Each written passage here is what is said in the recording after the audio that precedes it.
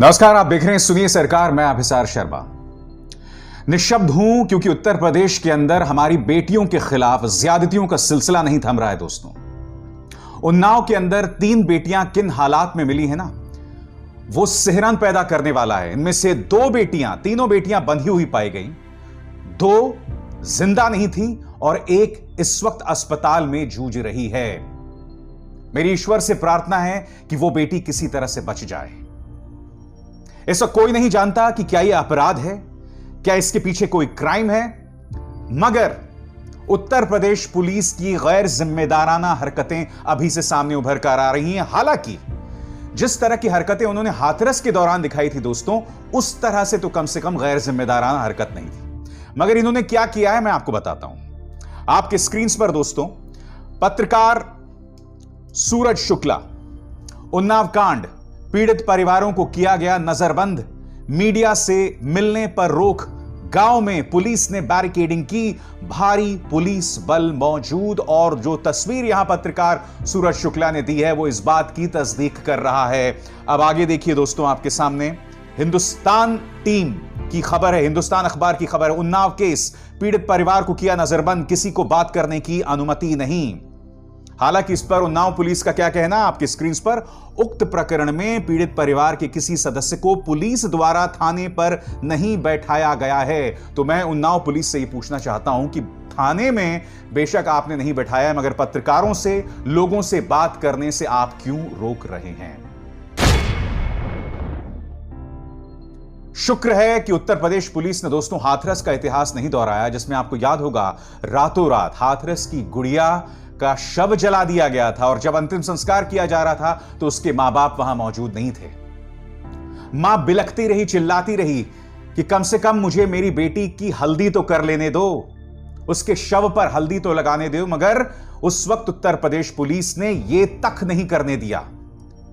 तो मैं आपका धन्यवाद देना चाहता हूं मान्यवर कि आपने उन 3 में से 2 बेटियां जो अब जिंदा नहीं हैं, उनका अंतिम संस्कार रात में नहीं कर दिया। मगर अब भी आप किस तरह से लोगों को पीड़ित परिवार से मिलने नहीं दे रहे हैं। यह तस्वीर देखिए दोस्तों, लोग धरना प्रदर्शन वहां पर कर रहे हैं। वो इस बात को लेकर नाराज हैं, पुलिस के रवैये को लेकर नाराज हैं और कह रहे हैं कि पुलिस ने इस मुद्दे पर सही रुख नहीं अपनाया। मैं आपको सुनवाना चाहूंगा उन्नाव पुलिस का क्या कहना है। उन्नाव पुलिस का यहां पर यह कहना है कि अभी इस मामले की जांच की जा रही है, मगर अभी से इस बात को लेकर इशारा किया जा रहा है कि जहर की वजह से इनकी मौत हुई होगी। सुनिए उन्नाव पुलिस क्या कह रही है।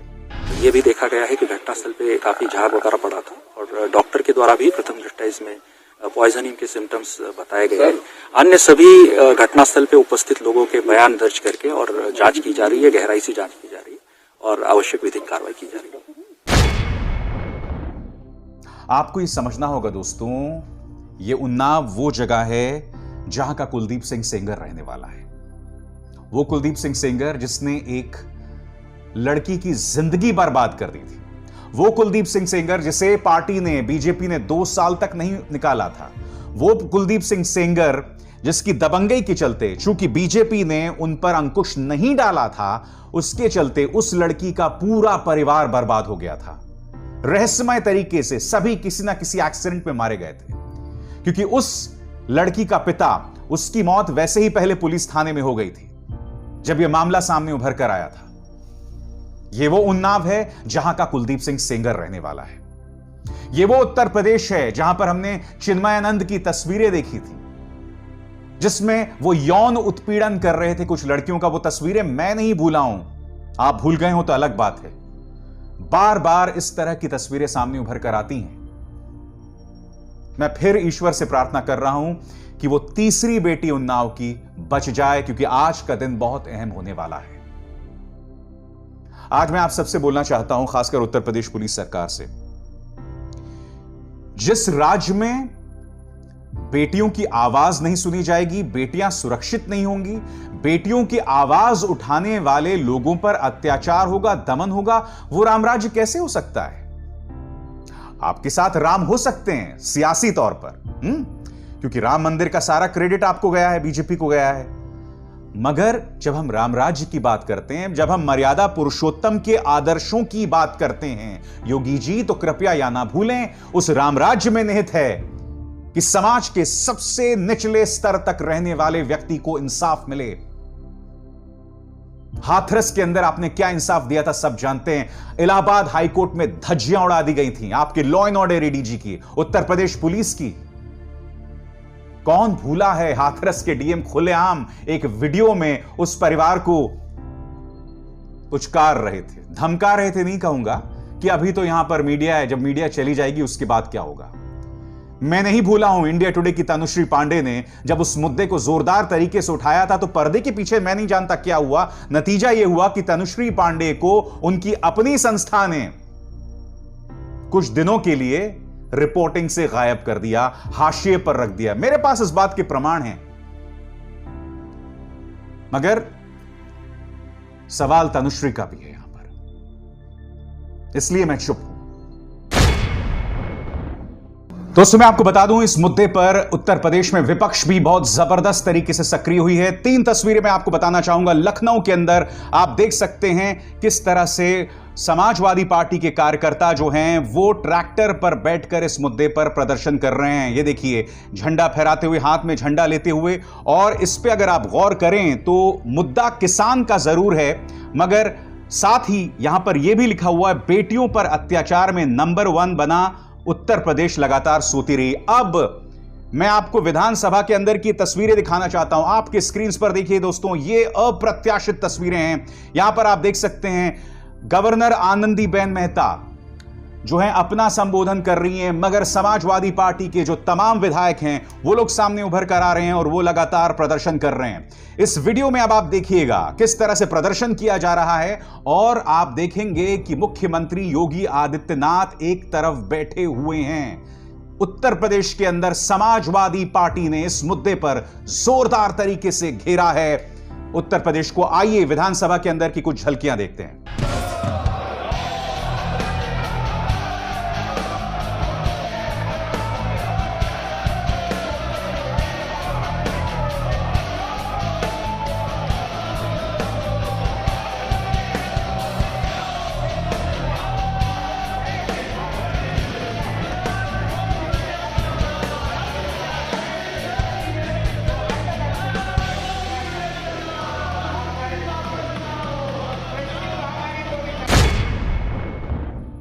मैं आपको यह भी बताना चाहूंगा कि इस मुद्दे पर कांग्रेस भी खासी सक्रिय हुई है। प्रियंका वाड्रा ने इस पर क्या कहा है आपके स्क्रीन पर। उन्नाव की घटना दिल दहला देने वाली है। लड़कियों के परिवार की बात सुनना और तीसरी बच्ची को तुरंत इलाज मिलना जांच पड़ताल एवं न्याय की प्रक्रिया के लिए बेहद जरूरी है। खबरों के अनुसार पीड़ित परिवार को नजरबंद कर दिया गया है। यह न्याय के कार्य में बाधा डालने वाला काम है। आखिर परिवार को नजरबंद करके सरकार को क्या हासिल होगा? जैसा कि मैंने आपको बताया, हां जी, परिवार को नजरबंद करके यूपी पुलिस क्या हासिल करना चाहती है। मैं जानता हूं कि आपकी गोदी मीडिया इस मुद्दे को नहीं उठाएगी। मैं जानता हूं कि गोदी मीडिया इसे ट्विस्ट कर देगी। मैं नहीं भूला हूं कि वो सरकार का पालतू पत्रकार किस तरह से कह रहा था कि हाथरस की गुड़िया के साथ जो दुष्कर्म हुआ है वो मनोहर कहानियां था। भूल गए? जिसे 7 दिन जेल में रखा गया था। या वो एक और पत्रकार जो फिरौती वसूली के आरोप में तिहाड़ जेल के अंदर था, उसने दोष किसी और को नहीं बल्कि हाथरस की जो गुड़िया है उसके परिवार को दे डाला था कि परिवार इतने दिनों बाद क्यों सामने उभर कर आया। यह हालत हमारी मेन स्ट्रीम मीडिया की है, मगर मुझे इस बात की खुशी है कि इस मुद्दे को लेकर विपक्ष सक्रिय है, क्योंकि अगर हमें हाथरस की गुड़िया या उन्नाव की बेटियों के साथ जो नाइंसाफी हुई है, ज्यादती हुई है, उसकी हकीकत अगर हम चाहते हैं तो विपक्ष को सक्रिय होना पड़ेगा और साथ ही मीडिया को अपनी भूमिका निभानी पड़ेगी। मैं जो मुद्दा यहां पर आपके सामने उठाने का प्रयास कर रहा हूं दोस्तों, उन्नाव जैसी घटना हमें समझना पड़ेगा कि बार बार उत्तर प्रदेश से बातें सामने क्यों भर कर आती हैं। मैं जानता हूं आप लोगों में से कई लोग कहते हैं कि राजस्थान में भी तो दलितों पर अत्याचार होता है, लड़कियों पर अत्याचार होता है, या पंजाब में भी हाल ही में हुआ था एक दलित लड़की के साथ अत्याचार, मगर वहां की सरकारें इस तरह से लोगों पर अंकुश नहीं डालती है जो लोग उनकी आवाज को बुलंद करते हैं। मैं मान सकता हूं कि हाथरस की तरह इस बार यूपी पुलिस का रवैया वैसा नहीं है, बेहतर रवैया है उनका, मगर अब भी आप मिलने नहीं दे रहे हैं परिवार को। क्या यह चीज आपके जहन में नहीं आनी चाहिए? मगर आज हमें यह सवाल पूछना पड़ेगा हम सबसे कि आखिर ऐसा होता क्यों है, और उसके लिए मैं आपके सामने कुछ तथ्य लेकर आया हूं। एक एक करके हम उसकी चर्चा करेंगे। आखिर क्यों उत्तर प्रदेश में हाल ही के दिनों में इस तरह से बलात्कार की घटनाएं बढ़ रही हैं? सबसे बड़ा मुद्दा आपकी स्क्रीन पर, अपराधियों के हौसले बुलंद। क्योंकि हाथरस ने साबित किया है, इससे पहले उन्नाव में भी, और लगातार इन तमाम घटनाओं ने साबित किया है। क्योंकि हो क्या रहा था कुछ दिनों पहले, लगातार रोज एक एक बलात्कार की घटना, और न सिर्फ बलात्कार की घटना, बहुत ही विभत्स नृशंस बलात्कार की घटनाएं सामने उभर कर आ रही थी। और न सिर्फ अपराधी इसे कर पा रहे थे, बल्कि आपने हाथरस में देखा होगा कि आरोपियों के पक्ष में कुछ लोग खुलकर सामने आ रहे थे। खुलकर धारा 144 लागू था। आप विपक्ष के नेताओं पर जो है अंकुश डाल रहे थे, उन पर दबंगई कर रहे थे, पत्रकारों पर दबंगई कर रहे थे, मगर खुलेआम आपको याद होगा आरोपियों के जो समर्थक थे वो सामने आकर, मैं नहीं भूला हूं, दलित नेता चंद्रशेखर आजाद को गालियां दे रहे थे। तो जो लोग अपराध का समर्थन करते हैं, आरोपियों का समर्थन करते हैं, उनके हौसले क्यों बुलंद हैं? दूसरा मुद्दा, जाति विशेष की दबंगई बढ़ रही है। आपको याद होगा जब अखिलेश यादव मुख्यमंत्री थे तो उस दौरान यह बताया जाता था कि जाति विशेष के लोग हर थाने में बैठे हुए हैं, उनकी दबंगई भी जारी है। अब इतिहास दोहराया जा रहा है बीजेपी के साथ, यहां पर भी जाति विशेष की दबंगई जारी है। देखिए, चाहे अखिलेश जी के वक्त की बात हो या आज के वक्त की बात है, मैं पूरी जाति को कटघरे में नहीं रख रहा हूं, मगर हकीकत यह है कि कुछ लोग ऐसा समझने लगे हैं कि अगर यह सरकार हमारी है तो हमें दबंगई करने का अधिकार है, चाहे वो अखिलेश जी की सरकार रही हो या आज योगी जी की सरकार रही हो।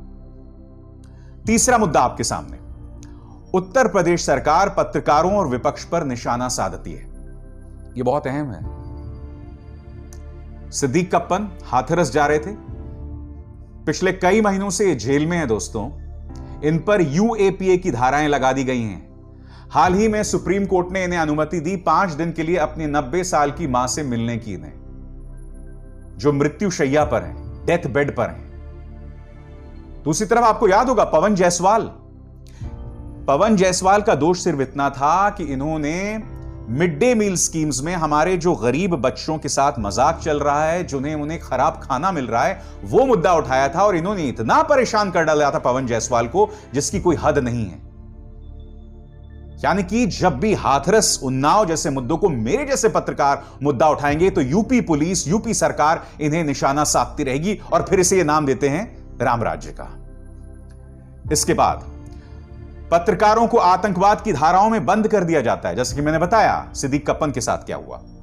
सत्ता पक्ष से जुड़े नौकरशाहों और पुलिस अफसरों के साथ अपराधियों के ताल्लुकात, और इसमें मैं विकास दुबे के साथ जो पुलिस के रिश्ते थे उसका जिक्र करना चाहूंगा।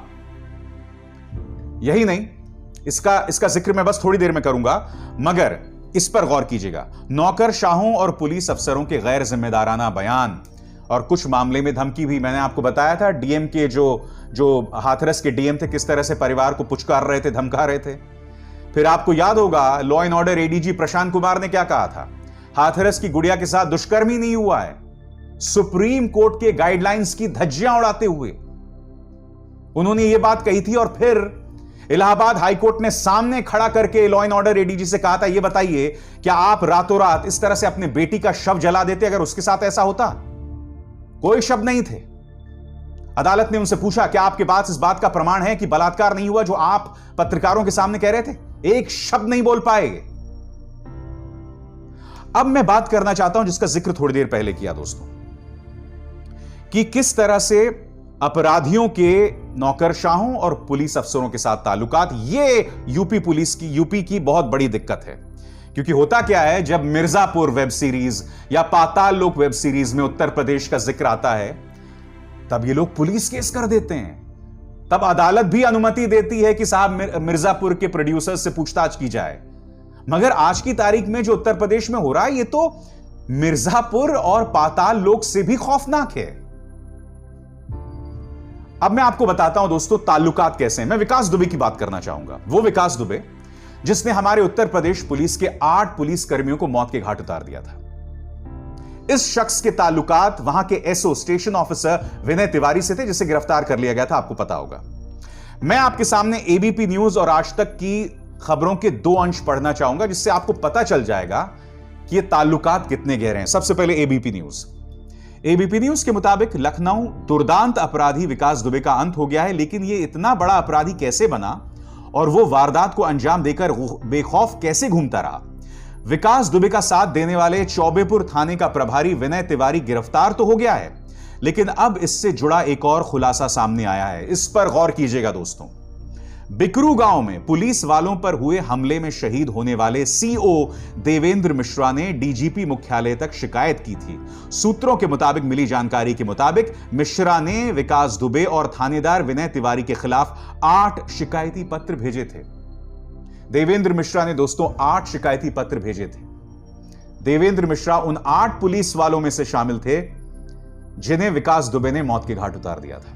आगे आज तक के मुताबिक कानपुर में बिल्लौर के शहीद सीओ देवेंद्र मिश्र के मोबाइल में मिली रिकॉर्डिंग से साफ पता चल रहा है कि उन्होंने चौबेपुर के दरोगा विनय तिवारी की शिकायत एसएसपी अनंत देव से की थी। इसके बावजूद एसएसपी अनंत देव ने कोई एक्शन नहीं लिया। आज मैं पूछना चाहता हूं योगी सरकार से कि अनंत देव के खिलाफ आपने क्यों एक्शन नहीं लिया। उल्टा उस वक्त आपको याद होगा कि एसटीएफ का जो है उन्हें हेड बना दिया गया था, जो इस पूरे मामले की जो एसटीएफ बनी थी।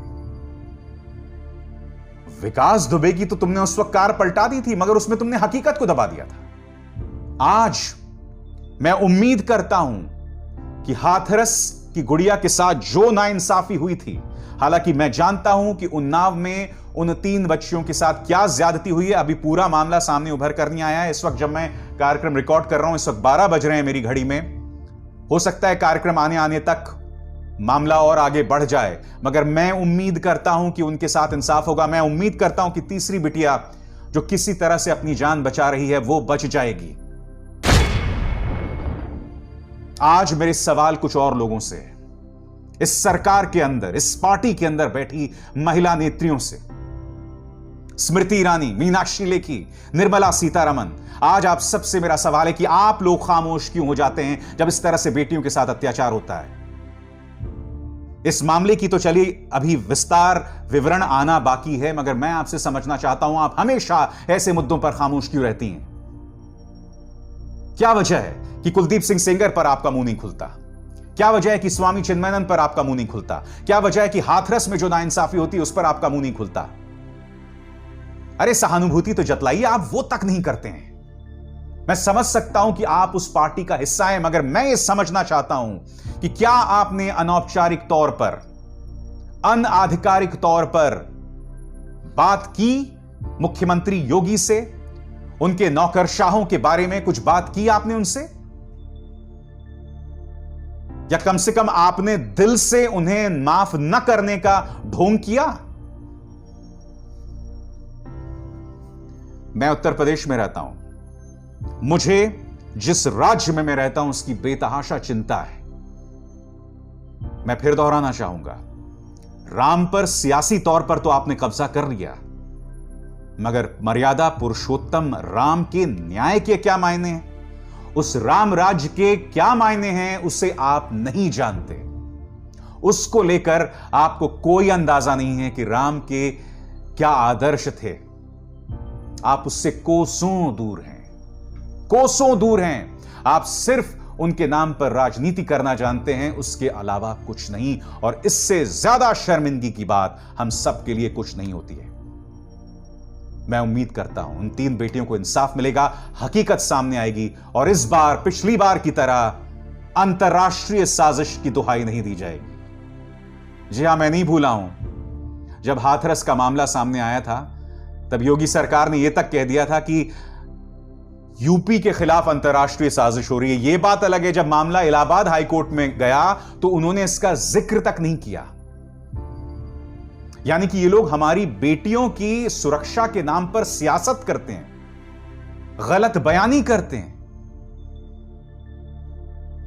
उम्मीद है कि शर्म की उन हदों को आप इस बार नहीं लांघेंगे।